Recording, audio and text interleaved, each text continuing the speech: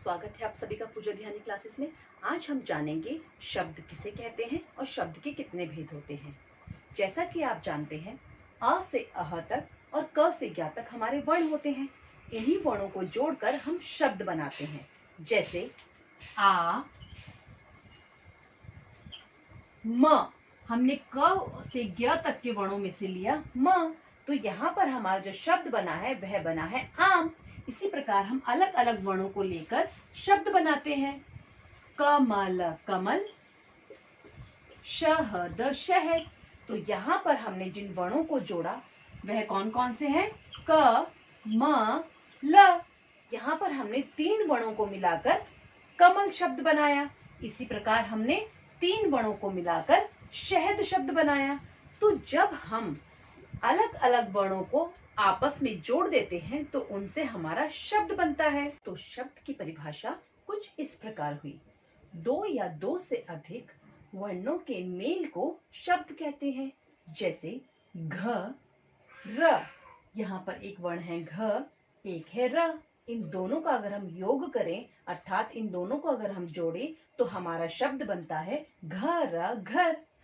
क, म, ल। यहाँ पर हमने 3 वर्ण लिए हैं। क, म, ल। इन सभी के योग से बनता है कमल। तो इस प्रकार 2 या 2 से अधिक वर्णों के मेल को शब्द कहते हैं। अब हम जानेंगे कि शब्द कितने प्रकार के होते हैं। शब्द के 2 भेद होते हैं, सार्थक शब्द और निरर्थक शब्द। अब हम जानेंगे कि सार्थक शब्द कौन से होते हैं और निरर्थक शब्द कौन से होते हैं। तो सार्थक शब्द वे शब्द होते हैं जिनका कोई ना कोई अर्थ होता है। सार्थक का अर्थ है स अर्थ, अर्थ के साथ। निरर्थक का अर्थ है जिनका कोई अर्थ ना हो। तो वे शब्द जिनका कोई ना कोई अर्थ निकले उन्हें हम सार्थक शब्द कहते हैं, और वे शब्द जिनका कोई अर्थ ना निकले उन्हें हम निरर्थक शब्द कहते हैं। यहाँ पर हमने कुछ शब्द लिखे हैं, जैसे गप शप, चाय शाय, पानी वानी, खाना वाना, कपड़े वपड़े। अब हम इन शब्दों में से सार्थक शब्दों को अलग करेंगे और निरर्थक शब्दों को अलग सूची में लिखेंगे।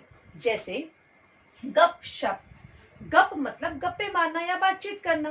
तो गप का तो कोई अर्थ है लेकिन शप का कोई अर्थ नहीं होता है, तो यहाँ पर हम गप लिखेंगे, शप हम लिखेंगे निरर्थक शब्दों में।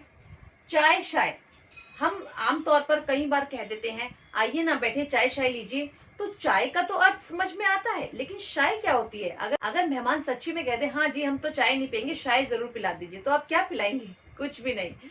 तो इसका अर्थ है कि चाय का शब्द का तो कोई अर्थ है लेकिन शाय शब्द का कोई अर्थ नहीं होता है। तो हमारा सार्थक शब्दों में हम लिखेंगे चाय और निरर्थक में लिखेंगे शाय। इसी प्रकार पानी वानी, पानी वानी पीते जाइए, तो पानी का तो अर्थ है जल जिसे हम पीते हैं, लेकिन वानी का कोई अर्थ नहीं होता है।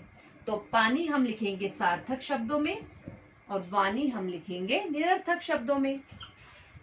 खाना वाना, खाना जिसे हम खाते हैं भोजन, तो खाना मतलब भोजन, मतलब वाना मतलब कोई अर्थ नहीं, क्योंकि वाना शब्द का कोई अर्थ नहीं होता है। कपड़े वपड़े, कपड़े जो हम पहनते हैं, वपड़े जिसका कोई अर्थ नहीं होता है। तो इस प्रकार हमने सार्थक शब्द और निरर्थक शब्दों को अलग अलग किया। तो सार्थक शब्द कौन से हुए? जिनका कोई ना कोई अर्थ होता है, और निरर्थक शब्द वे शब्द होते हैं जिनका आमतौर पर हम बोलचाल में प्रयोग कर लेते हैं लेकिन उनका कोई अर्थ नहीं होता है। माने तो यह भी शब्द जाते हैं क्योंकि वर्णों को मिलकर बने हैं लेकिन इनका कोई अर्थ नहीं है, इसलिए इनको निरर्थक शब्द कहते हैं, और इनका अर्थ होता है इसलिए इनको सार्थक शब्द कहते हैं। सार्थक शब्दों के कई भेद होते हैं, उन्हें मैं अपनी अगली वीडियो पार्ट 2 में आपको बताऊंगी कि सार्थक शब्दों के और कई उपभेद जो होते हैं वह कौन कौन से होते हैं। तो अगर आज आपको सार्थक और निरर्थक शब्दों का अंतर समझ में आया है तो वीडियो को लाइक कीजिएगा और कमेंट करके जरूर बताइएगा। धन्यवाद।